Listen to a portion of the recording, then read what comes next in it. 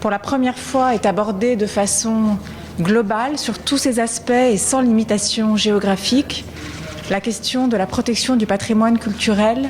qui est mis en danger en période de conflit armé. La destruction systématique du patrimoine culturel est un problème majeur qui vise à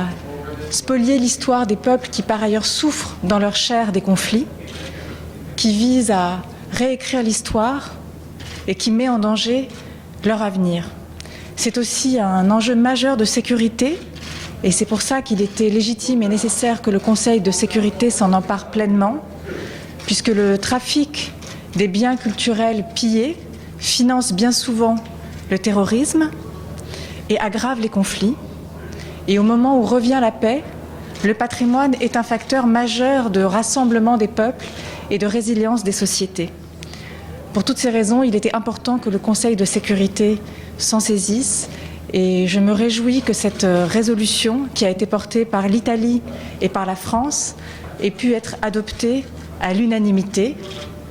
Elle enjoint les États à mettre en œuvre un certain nombre de mesures, à mieux coopérer aussi avec les institutions et les organismes qui agissent déjà en matière de protection du patrimoine, et notamment l'UNESCO,